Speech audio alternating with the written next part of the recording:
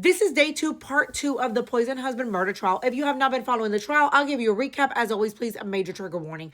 Kouri Richins is currently facing murder charges for allegedly taking the life of her husband, Eric, back in 2022. According to the state, she was tapped out. She owed over $4 million in loans.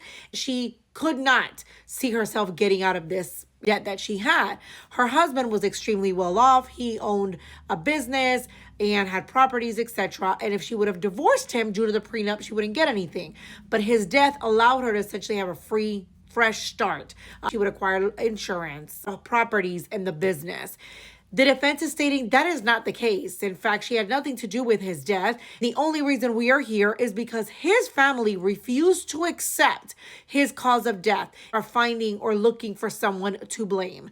Let's go into the second part of the witnesses. Here is David Pimento, who, as we can see by his face, did not want to be here. They went ahead and started asking him. He was on patrol duty that day. He arrives. His responsibilities was scene security, but he was also tasked with the medical log. If you saw my video before, there was no scene security. They didn't even secure the scene. Anywho, they log what medication they find. And he said, did you complete the log to the best of your ability? He said, yes. Did you locate medications for Eric? He said he looked for them in the bathroom. That is where they told him that they were most likely going to be. He looked on the counter. He went through everything, drawers, cupboard, etc. At this point, they were looking for medications, but specifically the TH gummies. He said that he didn't find any TH gummies at all.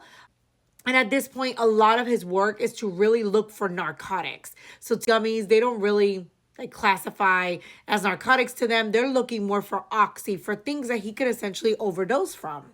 Now, the defense cross-examines him and asks him about that medication log. He said, well, first of all, where did you look for medication? He said the bathroom and the master bedroom. That is it. They didn't go anywhere else throughout the house to look for any type of medication to see if it could be anywhere else.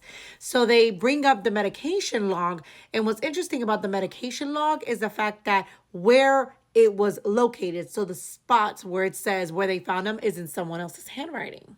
Now, they found 3 medications: doxycycline, hydrocodone, and naltrexone. Now, again, they had talked to Miss Richins about the TH gummies. She thought that there were TH gummies that he was taking to them. But he said, look, I wanted to make sure that my focus was on any type of medication, like a prescription medication. But they didn't look anywhere else outside of the master bedroom and the master bathroom. They go on to talk about the fact that, do you remember where you found these? Of course, he didn't, because who wrote where they were found was another officer. On top of that, they didn't even take the medication. So any medication that they found, they just left it there on the counter. So again, not even verifying what was actually in those bottles. So again, he talks about the fact that how the medication was left there, the defense, then how the process is supposed to be. They're supposed to write down what the medications are, where they were located, but then if they're going to turn it over, they have to notate who they're turning it over to. They then bring up the fact that, again, he didn't go anywhere else. He didn't go to the kitchen. He didn't even ask her where else they could find meds. He just focused on the master bedroom and the bathroom. He also has a canine. So they asked him, did you bring in the canine to sniff anything? No, the canine was not brought in to sniff anything. And in fact, he did tell the defense that at the end of the day, he wasn't looking for any illicit drugs at the time that this happened. They had no idea that they should have been searching for any type of drugs that could have caused this overdose. Also, you're supposed to take pictures before you touch anything. For example, if you find it in the drawer, you take a picture and then you touch it, not him. He was moving them all around. And then after he moved them all around, that's when he decided to take pictures. The next witness is Margaret Offred. She's the medical assistant coordinator. At the time, she was with the EMTs. And she states that when she arrives, she found his body on the top of a sheet on the floor. And they asked her, did you move him? Were you involved in that? She goes, no. In fact, he was pulled to the ground from the bed. Now, what's interesting about all of this is that they ask her, do you recall in your past locations that you've been to anybody pulling somebody off to do CPR? She said, no, not at all. Another thing about his position was that he was at the foot of the bed instead of the side of the bed. It stood out because, according to her, the person is usually on the side of the bed. It's just easier to get them off. And also the fact that he was very straight. And she did share that she expected kind of his arms to be kind of to the sides, but his entire body was very straight. Also, they asked her, talk to me about the life-saving procedures that y'all did at the time. She said that they hooked him up to the Lucas machine. That is what gives him the CPR. They started an intranous needle, gave him an cardiac arrest protocol. And as I mentioned, what they do is that they have this machine that does the CPR for you because it's perfect. The pressure is the correct pressure, it's doing it in the right place, and it allows you to be consistent. She did share that usually when they go to calls that are overdoses, you're going to see around the person, like the medications, all of that, anything letting you know this was an overdose. She said that she did not see anything in that particular case. Additionally, the observation was the fact that he had been dead for some time because of the fact that he was cold to the touch. His heart rhythm showed that he was already flatlined. When the defense cross-examined her, they were asking kind of different things that she has shared with the deputies. She initially thought that he had an aneurysm. In fact, let the police know that that's kind of what they thought happened. Also, at the time, they had given her medical history, according to, of course, who was there, the sister and the wife. And also the fact that they were giving him different medications, and she's literally said everything we gave him was literally a last resort. We were trying to see, okay, if he was overdosing, let's give him this, let's give him that. We were trying to really revive him, but at the end of the day, he had already died, and it seemed like he was dead for a while.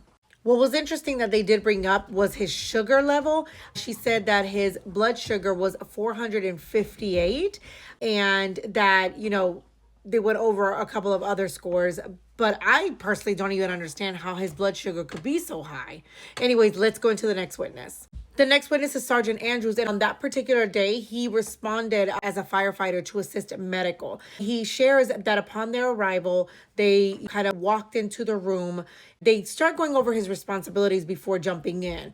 Their role is to really be wherever they're needed. So take over airway like he did on that day. Also review and look for medications. So they go over the bedroom, they go over the nightstand, and you see the nightstand, it has his wallet, it has a phone, and it also has medications. And again, at the time, no one had discovered the THC gummies. Now, the only thing he found in the nightstand was that medication bottle, and that was it. The defense starts talking about the fact that when he arrives, they had just had him hooked up to that machine that's given him CPR. There were other firefighters there as well. His job was to really help create an airway. They talk about the fact that blood started coming out of his mouth. They ask him, like, is there times when a tube is being put down someone's throat? Is there blood? And he says, well, sometimes there is, sometimes there are not. Now, he brings up the fact that in the picture on the nightstand, you can see white specks. And he asked him, like, do you recall seeing these white specks when you were there that night? He said, no, I don't recall. Did anybody gather, swab them, put them in the plastic bag to be tested later? No. Also, they found Mrs. Richins' phones. They handed it to the deputy. He was like, I don't really remember. None of these people were prepared. None of these people bothered reading a report. Even the medical examiner, I don't remember. I'm going to need my report. Ma'am. In the next video, we'll go into the medical examiner's assistant as well as the medical examiner who couldn't bother to read any of the reports prior to the trial. Talk to you soon.